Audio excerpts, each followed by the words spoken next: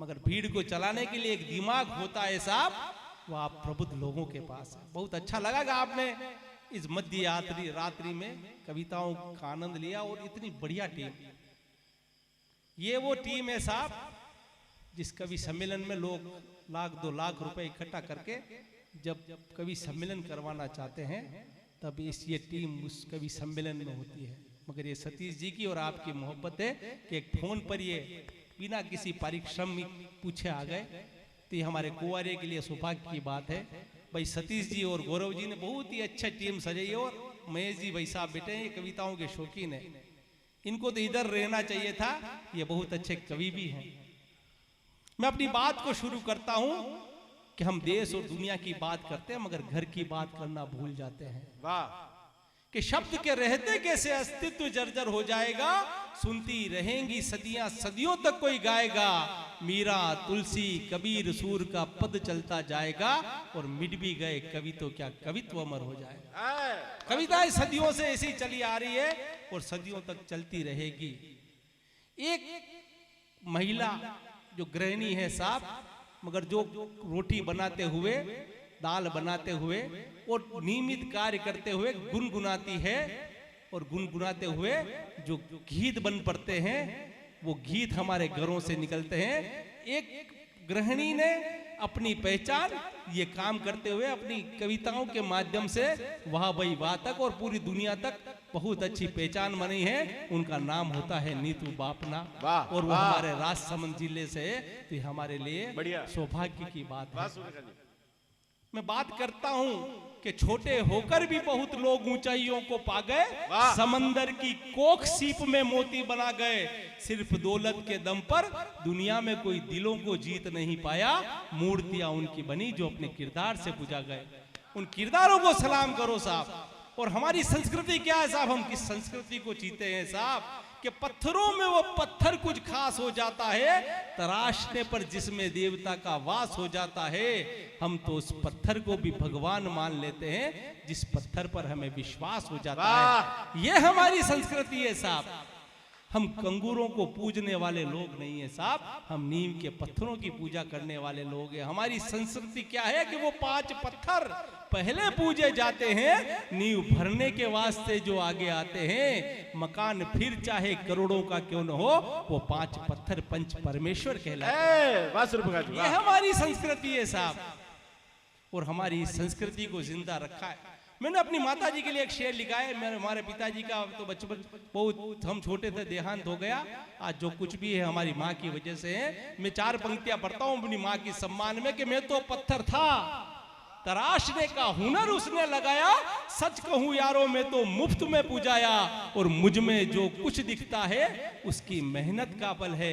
उस माँ ने भूखे रहकर भी मुझ बेटे को काबिल बनाया। वाह वाह वाह वाह। ये हमारी साहब, और हमारी संस्कृति को बचाने के लिए हमारी दादी नानियों ने, हमारी मातृशक्ति ने, हमारी माँ बहनों ने बहुत बड़ी भूमिका निभाई है साहब। 5000 साल से भी पुरानी संस्कृति को जिंदा रखा है कि पीढ़ी दर पीढ़ी के संस्कारों को रवानी देती है। माँ घर के आंगन में तुलसी को पानी देती है, और परंपराओं को जिंदा रखने की जिम्मेदारी में दादी नानी सुना संस्कृति की कहानी देती है। हमारी संस्कृति को जिंदा रखा है, मगर हमारी संस्कृति में वृद्धा आश्रम आ गया है, कि हमारी संस्कृति में वृद्धा आश्रम आ गया है। वृद्धा आश्रम हमारी संस्कृति नहीं, हमारे संस्कार, हमारे नैतिक मूल्यों का पतन है। इस देश में वृद्धा आश्रम की शुरुआत हो गई है। आज हिंदुस्तान का कलमकार ये लिखने के लिए मजबूर क्यों है कि बीवी का जेवर बनवाना तो याद रहा, पर बूढ़ी माँ का टूटा चश्मा तूने देखा ही नहीं। आज हिंदुस्तान का कलमकार ये लिखने के लिए मजबूर क्यों है कि अगर टूटा हुआ चश्मा मेरा बनवा दिया होता तो मैं शुभ शुकन शुभ मुहूर्त देख सकती थी। मुझे दुनिया देखने का कब शौक था बेटे, पर चश्मा लगाकर तेरी सूरत देख सकती। वाह। और आज हिंदुस्तान का कलमकार ये लिखने के लिए मजबूर क्यों है कि 2 पैसों में बेचकर पुरखों का सामान लाए क्या बाजार से शीशे के गुलदान, छड़ी दवाएं पोटली ये माँ का सामान, इनको रखने के लिए छोटा बड़ा मकान। आज हिंदुस्तान का कलमकार ये लिखने के लिए मजबूर क्यों है कि पिता ने आंगन घर बनवाया, माँ ने भर दिया प्यार, और बेटों ने लड़ झगड़ कर बीच में खड़ी कर दी दीवार। इन सारी बातों को मैं अपनी 4 पंक्तियों में समेटता हूं कि यूं भाई भाई लड़ते रहे तो ये घर बिखर जाएगा, बुजुर्गों की विरासत का जनाजा निकल जाएगा। अगर नई पीढ़ी को न दे सके संस्कार हम, तो आने वाली नस्लों का मुकद्दर बिगड़ जाएगा। चिंतन हमें करना है साहब। मैं तो कहता हूं कि हमने अपने बच्चों को नैतिक शिक्षा और संस्कार नहीं सिखाए, सिर्फ अंग्रेजी स्कूल में अंग्रेजी शिक्षा देते रहे, तो इस देश में जितने हाई सेकेंडरी स्कूल नहीं खुले हैं, उससे कई ज्यादा वृद्धा आश्रम खुल जाएंगे। चिंतन हमें करना है साहब। और मैं तो कहता हूं कि अपनी युवा पीढ़ी के कार का स्टीयरिंग बाद में देना, संस्कारों का स्टीयरिंग पहले दे देना, वो कभी जिंदगी में दुर्घटनाग्रस्त नहीं होंगे। वाह सूर्यप्रकाश जी वाह। चिंतन हमें करना है साहब। और हम कई बार देखते हैं साहब, पुश्तैनी मकान 4 भाइयों के बंटवारे में कोर्ट कचहरी तक पहुंच जाते हैं। मैं बड़ी जिम्मेदारी के साथ एक बात कहना चाहता हूं, अगर सक्षम भाई है और अगर आपका कोई कमजोर भाई है, तो पुश्तैनी मकान आप उसे दे दीजिए साहब। हमारे संस्कार के साथ हमारे घरेलू विवाद भी खत्म हो जाएंगे और हमारी जो संस्कृति है उसको जिंदा रख सकेंगे। कि ना बेचो, मैंने तो यूं लिखा है कि ना बेचो विरासत को, थोड़ा ईमान रहने दो, बहुत कीमती है पूर्वजों का ये सम्मान रहने दो, वारिसों बना लिए हैं तुमने बंगले तो क्या, टूटा फूटा ही सही ये पुश्तैनी मकान रहने दो। वाह वाह वाह वाह। जिन्होंने हमारी पुश्तों ने इस मकान को जिंदा रखा, हमारी संस्कृति को जिंदा रखा है, हम कोड़ियों में उन मकानों को बेच देते हैं सिर्फ छोटे से विवाद के कारण। हमें चिंतन करना पड़ेगा साहब। और मैंने तो कुछ यूं भी लिखा है कि हम हमारी जो सनातन धर्म के लोग हैं, हम रामायण को अपनी अलमारियों में रख देते हैं। रामायण के किरदारों को अगर हमने लिखा होगा, पढ़ा होता, तो आज एक भी व्यक्ति घरेलू विवाद और कोर्ट कचहरी में सिर्फ प्रॉपर्टी विवाद की वजह से नहीं जाता। रामायण के किरदारों को देखो साहब, कि राम ने भरत के लिए राजपाट त्याग दिया और भरत ने राम के लिए राजपाट त्याग दिया। छोटा सा त्याग तो हम भी कर सकते हैं अपने परिवारों के मूल्यों को बचाने के लिए। चिंतन हमें करना है साहब। तो मैं इसी बात को रखता हूं। और मैंने तो एक सलाह दी है कि वसीयत लिख रहे हो वकील साहब, वाह, कि वसीयत लिख रहे हो वकील साहब, तो संपत्ति भाई के नाम लिख दो। वसीयत लिख रहे हो वकील साहब, तो संपत्ति भाई के नाम लिख दो। पर ऐसा करो भाई को मेरे नाम लिख दो। ये हमारे संस्कार जिंदा रहने चाहिए साहब। चिंतन हमें करना।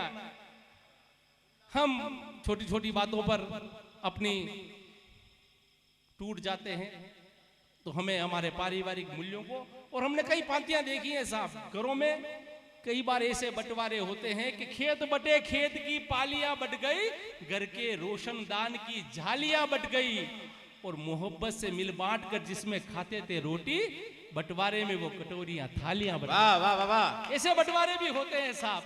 चिंतन हमें करना पड़ेगा कि हम अपने पारिवारिक मूल्यों को कैसे, हमारी संस्कृति के साथ जोड़कर हम इस युवा पीढ़ी को संस्कार दें। मैं तो ऐसी बातें लिखता हूँ, मेरी बातें बड़ी चिंतन की होती है साहब। आप तालियां बजाए ना बजाए, मगर मेरी बातों को अगर आपने चिंतन कर लिया, तो हम अपने घरेलू विवाद और हम हमारे पारिवारिक मूल्यों को बढ़ा सकते हैं। तो हमें चिंतन करना पड़ेगा। एक बात कहना चाहता हूँ, एक छोटी सी रचना, क्योंकि जो समय है और आपके पास भी समय नहीं है। एक बार मेरी पत्नी ने मुझे दिवाली की सफाई में कहा था कि तस्वीरें ओल्ड फैशन हो गई। मैं रात को जब पुताई करने के बाद तस्वीरें साफ करके लगा रहा था, तो मेरी पत्नी ने कहा कि इन तस्वीरों को हटा दीजिए, तस्वीरें ओल्ड फैशन हो गई हैं। तब मेरे दिमाग में एक चिंतन उसी वक्त आया कि तस्वीर कभी ओल्ड फैशन नहीं हो सकती है साहब। तस्वीरों में कई आयाम छुपे होते हैं। मैं आपके बीच में एक छोटी सी रचना लगकर अपनी बात को स्वागत कि बुजुर्गों की निशानी है तस्वीरों में। वाह। कि बुजुर्गों की निशानी है तस्वीरों में, बचपन की कहानी है तस्वीरों में। सब बदल जाए लेकिन वो नहीं बदलती, माँ बाप की जवानी है तस्वीरों में। सब बदल जाए लेकिन वो नहीं बदलती, माँ बाप की जवानी है तस्वीरों में। कहीं सहरा तो कहीं पानी है तस्वीरों में। सहरा कहते हैं रेगिस्तान को, कि कहीं सहरा तो कहीं पानी है तस्वीरों में। कृष्ण में डूबी मीरा दीवानी है तस्वीरों में, और गोपियों के संग राधा के रूठने की अदा, तो कहीं कान्हा की छेड़खानी है तस्वीरों में। और रण बाकुरों की कि रणबांकुरों की रवानी है तस्वीरों में, राणा शिवा की कहानी है तस्वीरों में, और देश पर मिटकर जो इतिहास हो गए ऐसे लोग बलिदानी है तस्वीरों में। हमने तस्वीरों में देखा है साहब। और जीवन की स्मृतियां यादें, कि जीवन की स्मृतियां सुहानी है तस्वीरों में, बाबुल से विदा लेती बिटिया सयानी है तस्वीरों में। और जिंदगी के कैनवास पर, ये जिंदगी के कैनवास की तरह साहब, इसमें सुख दुख अच्छे बुरे सब रंग चढ़ते हैं, कि जिंदगी के कैनवास पर चढ़ते हुए हर एक रंग की दीक्षित कहानी है तस्वीरों में। और बुजुर्गों की निशानी है तस्वीरों में, बचपन की कहानी है तस्वीरों में। सब बदल जाए लेकिन वो नहीं बदलती, माँ बाप की जवानी है तस्वीरों में। और एक बात कहना चाहता हूं साहब, भाई फैजान ने आज वास्तव में सबका दिल जीत लिया। कितनी अपनी कविताओं में जो बात देशभक्ति की रखी है, एक सच्चा मुसलमान, एक सच्चा मुसलमान और एक सच्चा हिंदू क्या होता है, जो इस देश के लिए समर्पित होता है। तो मैं भाई को बधाई देता हूं कि आपने बहुत अच्छा काव्य पाठ किया, सबका दिल जीता। कि मोहब्बत में सर कट जाए तो कोई बात नहीं, हम हाथ में नफरत की तलवार नहीं रखते, और दोनों हाथों से लुटा देते हैं तन मन धन, दिल के मामले में हम दीवार नहीं रखते। ये हमारी संस्कृति है कि जिसका खाते हैं उससे बेवफाई नहीं करते। इस जिस्म में खानदानी खून का संचार होता है। हमारा दिल है वसुधैव कुटुंबकम यारो, हम हिंदुस्तानियों की जुबान पर पहला शब्द प्यार होता है। वाह। हमारी संस्कृति यही है साहब, के शस्त्र को नहीं धार को हम पूजते हैं, ईश के अवतार को हम पूजते हैं भारतीय मानवीय गुणों के पुजारी, सबसे पहले प्यार को हम पूजते हैं।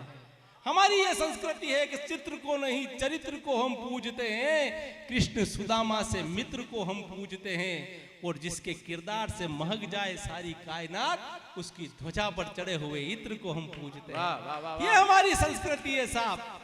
मैंने तो यूं भी लिखा है कि हर मुसलमान की आत्मा आबे झमझम, हर हिंदू का दिल गंगा की तरह पाक होता है। किसी बेगुनाह के खून से सने नहीं हाथ हमारे, हमसे नहीं ये पाप होता है, और जर्रा जर्रा गवाह है इस कायनात का यारों। अगली पंक्ति पर हाथ उठने चाहिए साहब, कि जर्रा जर्रा गवाह है इस कायनात का यारों, भारत माता के दामन में नहीं दाग होता है। वाह वाह वाह वाह वाह। हमारी भारत माता में जो सच्चे सबूत हैं, जो भारत माता के लिए कुर्बानी देने के लिए तैयार होते हैं। हमने एक अभी 13 अगस्त और 15 अगस्त एक आह्वान हुआ था। हमारे भाई नरेंद्र भाई मोदी, देश के प्रधानमंत्री जी ने घर घर तिरंगा लगाने का अभियान चलाया था। मैं अपनी बात को यहाँ खत्म करता हूँ कि उन्होंने घर घर तिरंगा लगाया, मगर तिरंगे की असली सलामी कहाँ है साहब? मैं तिरंगे की असली सलामी के सरहद पर खड़े सिपाही से पूछो, तिरंगे की सलामी क्या होती है? वतन परस्तों के जज्बातों से पूछो, देशभक्ति की कहानी क्या होती है? और सीमा पर लड़ते लड़ते मरते मरते कई रिश्ते कुर्बान हुए। एक सैनिक शहीद होता है साहब, मगर उसके साथ कितने रिश्ते मरते हैं। वो किसी का भाई होता है, किसी का बेटा होता है, किसी का काका होता है, किसी का मामा होता है। एक शहीद होता है, मगर उसके साथ इतने रिश्ते मरते हैं कि सरहद पर लड़ते लड़ते मरते मरते कई रिश्ते कुर्बान हुए। उस माँ की सूनी कोख से पूछो कुर्बानी क्या होती है? उस माँ की सूनी कोख से पूछो कुर्बानी क्या होती है? उस माँ की सूनी कोख से पूछो कुर्बानी क्या होती है? आज आपने निश्चित ही बहुत ही बेहतरीन और अच्छी तरीके से कविताओं को सुना। हमने भी साहब इन कीड़े मकोड़ों की परवाह नहीं की। कोई हम परेशान हो रहे थे, मगर आपकी जो कविताओं के प्रति मोहब्बत थी, तो हमने बड़ी ईमानदारी के साथ इस मंच को सजाया। आपने बड़ी मोहब्बत के साथ कविताएं सुनी, तो हम आपके आभारी हैं कि आपने हमें जो मोहब्बत दी, इसी तरह आप हर साल मोहब्बत देते रहें। हम कवियों को यहाँ बुलाते रहें और काव्य की गंगा बहाते रहें। इसी के साथ मैं अपने शब्दों को विराम देता हूँ। जय भारत, जय हिंद।